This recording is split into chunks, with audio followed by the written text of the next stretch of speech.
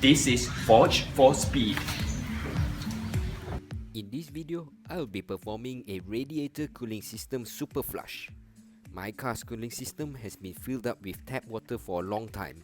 Hence, a lot of corrosion occurred and need to be flushed clean before replacing with fresh coolant. Before we start, please consider to subscribe and hit the bell icon to receive notifications when a new video is uploaded. To start off, I used a radiator flush chemical which you can purchase off the shelf to start off the flushing process. Do read the instructions on the bottle, and here mine says I can add it directly into the cooling system.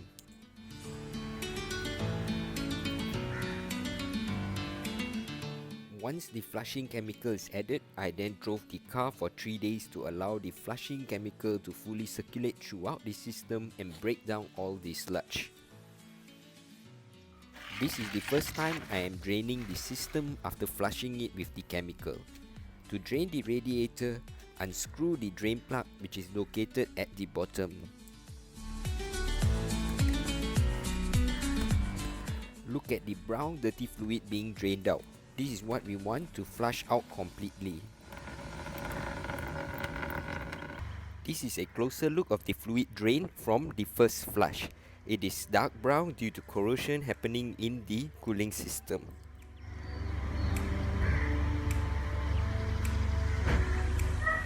Don't forget to close the drain plug before filling up the system for a second round of flushing. With the radiator drained, now it is time to flush the engine side which is behind a closed thermostat. This method here is easier as it does not require you to remove the thermostat. There is a bleed screw located behind the thermostat on the engine side. Let's remove the bleed screw to open up a drain point.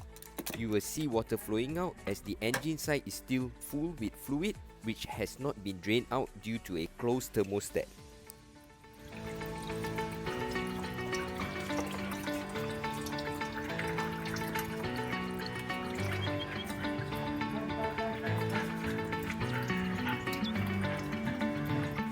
With the drain point in place, remove the top radiator hose to do what I call a reverse flush. Pour clean water into the top radiator hose and you will observe dirty fluid being flushed out the engine through the drain point.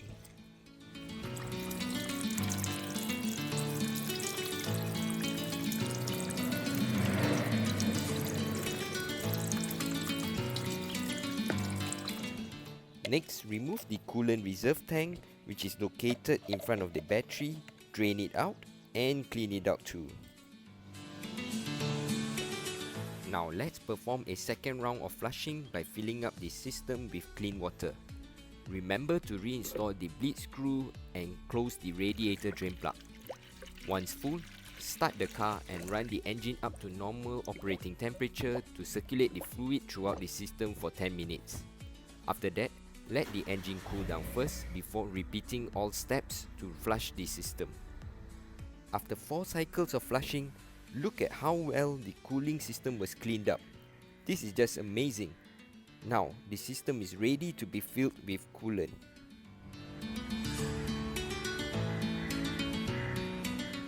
I am using the original Proton ready-to-use coolant which is a cool dark blue color.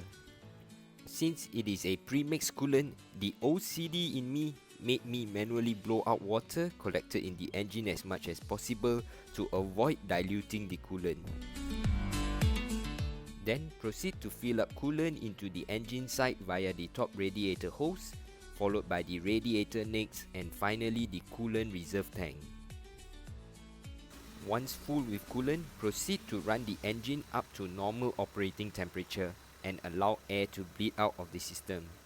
Pressing the top radiator hose helps to remove air from the system. Job done.